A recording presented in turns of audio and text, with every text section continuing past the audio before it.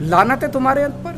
मैं चैलेंज करता हूं बीजेपी को, हिम्मत है तो एमसीडी के चुनाव टाइम पे करा के दिखाओ और जीत के दिखा दो, हम राजनीति छोड़ दें। तो सुना आपने, क्या भारतीय जनता पार्टी अरविंद केजरीवाल की इस चुनौती के लिए तैयार है? क्या वो एमसीडी चुनाव सही वक्त पर कराने को तैयार हैं?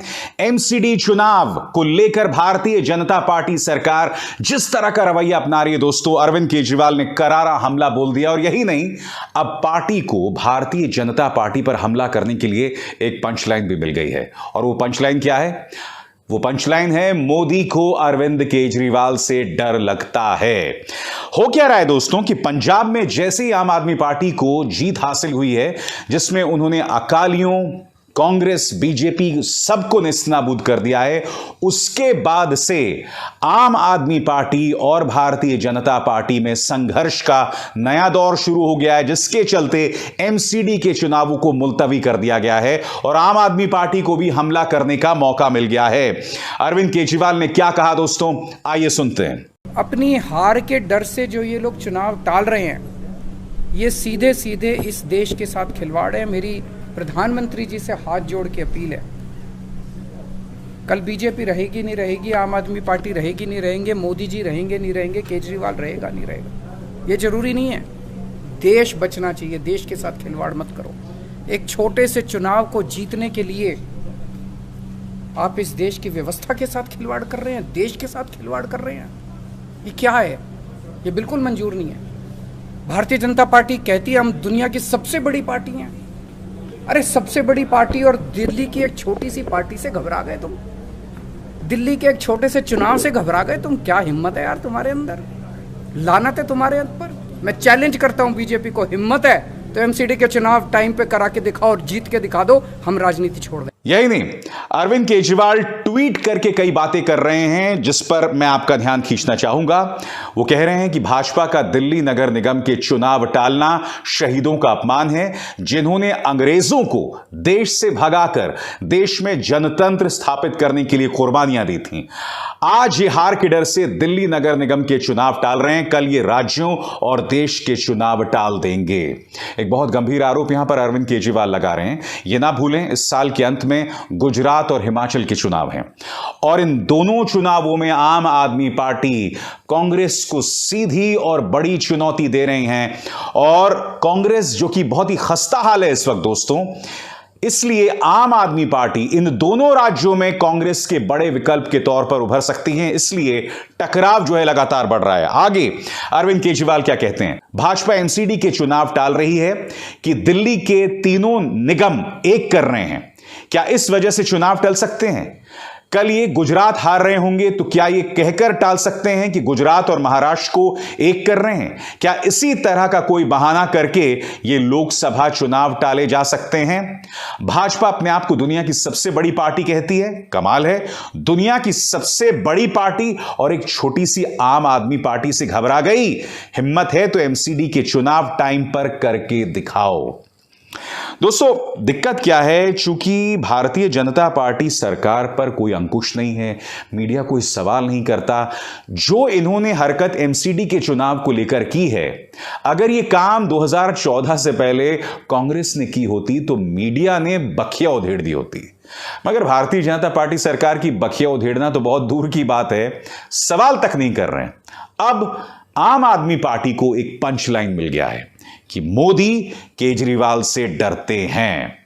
क्या कह रही हैं पार्टी के नेता आतिशी, सुनिए। सिर्फ एक कारण है जिसकी वजह से आपने ये यूनिफिकेशन का बहाना बना के चुनाव को टाला है, क्योंकि आपको, भाजपा को, हमारे प्रधानमंत्री और भाजपा के नेता मोदी जी को अरविंद केजरीवाल से डर लगता है। कहने के लिए तो भाजपा देश की सबसे बड़ी पार्टी है।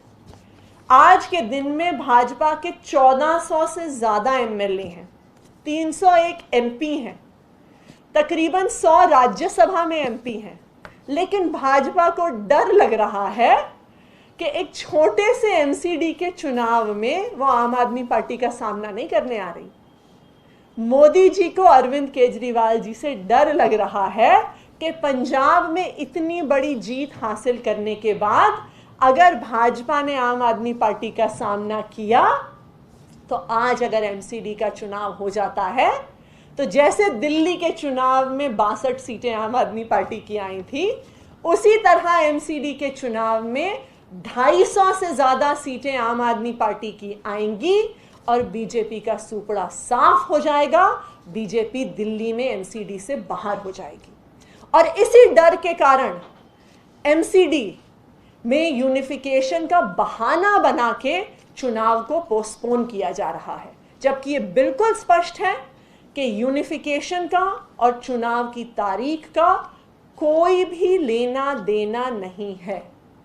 यूनिफिकेशन की प्रक्रिया कभी भी हो सकती है, किसी समय हो सकती है। मैं आपको यह भी बतलाना चाहूंगा दोस्तों कि भारतीय जनता पार्टी ने नए सिरे से आम आदमी पार्टी पर हमला बोलना शुरू कर दिया है। और यह हमला कैसे किया जा रहा है, उससे पहले आपको फिर से यह तस्वीर देखनी होगी।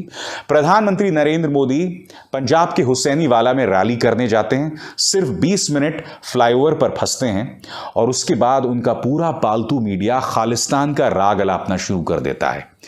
यही नहीं, जो किसान प्रदर्शन कर रहे थे उन्हें खालिस्तानी इनका पालतू मीडिया बताता है। प्रधानमंत्री कहते हैं मैं किसी तरह से बच के आ गया था, जबकि आप सब जानते हैं दोस्तों, प्रधानमंत्री जब उस पुल पर फंसे थे तो वहां प्रदर्शन करने वाले भारतीय जनता पार्टी के कार्यकर्ता थे, यानी कि भाजपा के प्रचार तंत्र ने पूरे देश को गुमराह किया था।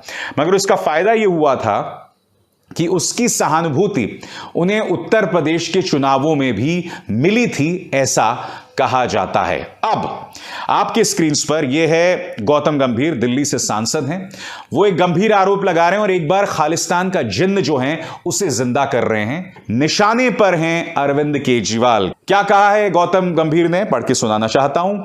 मीडिया से बात करते हुए गौतम गंभीर ने पंजाब में आम आदमी पार्टी की सरकार द्वारा खालिस्तानियों को सपोर्ट करने पर सवाल खड़े किए हैं। उन्होंने कहा है कि पंजाब देश का बॉर्डर स्टेट है, अगर आम आदमी पार्टी सरकार ने खालिस्तानियों का सपोर्ट किया तो देश के लिए इससे बुरा कुछ नहीं होगा। गौतम गंभीर ने आगे कहा कि सब खुश रहें, देश आगे बढ़े, हम सब मजबूत हों, यही प्रार्थना भगवान से की है। देखिए, भारतीय जनता पार्टी के प्रचार तंत्र से मुझे कभी उम्मीद नहीं रही है और इनके सांसद भी अक्सर ट्रोल्स के तौर पर बात करते हैं। गौतम गंभीर यहां किस बात का जिक्र कर रहे हैं, क्योंकि आपको याद होगा चुनावों के दौरान दो चीजें हुई थी। एक तो ये चिट्ठी जो है ये सर्कुलेट कर रही थी, कोई सिख फॉर जस्टिस फोरम है जो आम आदमी पार्टी को कथित तौर पर समर्थन दे रहा था। इसके बारे में बताया जाता है कि ये एक खालिस्तानी संस्था है, मगर बाद में एक खालिस्तानी नेता है पन्नू, उन्होंने इसे सिरे से खारिज कर दिया था कि इसका खालिस्तान मूवमेंट से कोई लेना देना नहीं है। हम आज तक ये नहीं जान पाए हैं कि क्या ये वाकई सिख फॉर जस्टिस खालिस्तान से जुड़ी है, फर्जी है, नहीं है, मगर गौतम गंभीर झूठ का सहारा ले रहे हैं, देश को भ्रमित कर रहे हैं, पंजाब की जनता को भ्रमित कर रहे हैं। मगर यह इनका अंदाज़े बयां, और आपको समझना होगा क्यों। क्योंकि जैसे जैसे लोकसभा चुनाव आएंगे, भारतीय जनता पार्टी वैसे वैसे राष्ट्रवाद का राग अलापेगी, और राष्ट्रवाद का राग इन्होंने जब भी अलापा है इन्हें फायदा हुआ है। आप पिछले 8 साल देख लीजिए, जब भी इन्होंने देशभक्ति देशद्रोह की बात की है इन्हें फायदा मिला है। अब पंजाब में इसका फायदा मिले ना मिले, मगर मैं दावे के साथ कह सकता हूं दोस्तों, उत्तर प्रदेश, मध्य प्रदेश, बिहार, इन तमाम जगहों पर पंजाब खालिस्तान का जिक्र करके भारतीय जनता पार्टी को फायदा मिलेगा। अब ऐसे में जब कांग्रेस नीचे जा रही है और आम आदमी पार्टी जो है वो लगातार उठ रही है, तो ऐसे में क्या आने वाले दिनों में अरविंद केजरीवाल और प्रधानमंत्री नरेंद्र मोदी के बीच मुकाबला जो है गंभीर होगा। मैं आपको बतला दूं दोस्तों, 2019 के चुनावों के दौरान जब दिल्ली में विधानसभा चुनाव हुए थे, उससे पहले अरविंद केजरीवाल अक्सर प्रधानमंत्री नरेंद्र मोदी पर लगातार हमला बोलते थे, अपने बयानों में और अपने ट्विटर पर भी। आपको मैं याद दिलाना चाहूंगा कि प्रधानमंत्री नरेंद्र मोदी के लिए उन्होंने कावर्ड और साइकोपैथ शब्द का इस्तेमाल किया था, यानी कायर और साइकोपैथ, तानाशाह तक बोला था। मगर फिर वो अचानक खामोश हो गए और उनकी इस खामोशी को द हिंदू की इस खबर ने बहुत ही खूबसूरती से बयां किया है। आप देख सकते हैं उन्होंने उनके ट्विटर हैंडल को खंगाला है और यह पता किया है कि 2018 से अब तक यानी 2022 तक किस तरह से अरविंद केजरीवाल मोदी प्रधानमंत्री का नाम लेना लगातार कम करते गए। आपके सामने ये जो आप देख रहे हैं आपके स्क्रीन पर, जो मैं आपको दिखा रहा हूं, इसमें अगर आप 2018 में देखें तो उनके ट्विटर हैंडल पर उन्होंने अंग्रेजी में मोदी शब्द 47 बार लिया, पीएम 42 बार और मोदी हिंदी में 40 बार नाम लिया अपने ट्विटर हैंडल पर। फिर 2019 के लोकसभा चुनाव जब आ रहे थे, उस दौरान उन्होंने 26 बार इंग्लिश में मोदी लिखा, पीएम 9 बार लिखा और मोदी हिंदी में 53 बार लिखा। उसके बाद यानी कि लोकसभा चुनाव के बाद उन्होंने मोदी इंग्लिश में 1 बार भी नहीं लिया, पीएम 4 बार लिया और हिंदी में मोदी 1 बार भी नहीं लिखा। और उसके बाद 2019 के जब विधानसभा चुनाव आते हैं तो मोदी अंग्रेजी में उन्होंने 27 बार उसका इस्तेमाल किया, पीएम 13 बार और मोदी हिंदी में 53 बार उन्होंने अपने ट्विटर हैंडल पर उस शब्द का इस्तेमाल किया। मगर उसके बाद आप देखें 2020, 2021 और 2022 उन्होंने लगभग प्रधानमंत्री का नाम लेना बंद कर दिया। और यही वजह है कि कांग्रेस लगातार अरविंद केजरीवाल पर हमला बोलती है और यह कहती है कि अरविंद केजरीवाल छोटे मोदी हैं और ये लोग भाजपा की बी टीम हैं। अक्सर उन पर जब हमला किया जाता है तो इसी तरह से हमला किया जाता है। उन्हें छोटा मोदी अक्सर इसलिए कहा जाता है कि उन्हें भी आलोचना नहीं बर्दाश्त है और पार्टी में सर्वे सर्वा हैं वो, और उनसे जिसने भी पंगा लिया वो पार्टी के बाहर चला गया। मगर यहां कुछ और है। आम आदमी पार्टी दिल्ली में सफल राजनीति कर रही है। पंजाब में अब उनके पास एक चुनौती है। अगर दिल्ली मॉडल की तरह पंजाब भी सफल हो जाता है तो राष्ट्रीय तौर पर वो खुद को एक विकल्प के तौर पर पेश कर सकते हैं। इसलिए अभी कुछ ही दिनों पहले आपको याद है एक पूरी लिस्ट सामने आई थी कि तमाम राज्यों में आम आदमी पार्टी ने अपने प्रभारी घोषित कर दिए हैं, सभी राज्यों में। मगर क्या शर्तों पर भाजपा के साथ मुकाबला किया जा सकता है? पहले तो अरविंद केजरीवाल सीधा हमला बोलते थे प्रधानमंत्री नरेंद्र मोदी पर, मगर बाद में पूरी तरह से खामोश हो गए, जैसे अभी अभी हिंदू की इस रिपोर्ट का मैंने जिक्र किया। क्या इस तरह की राजनीति हो सकती है?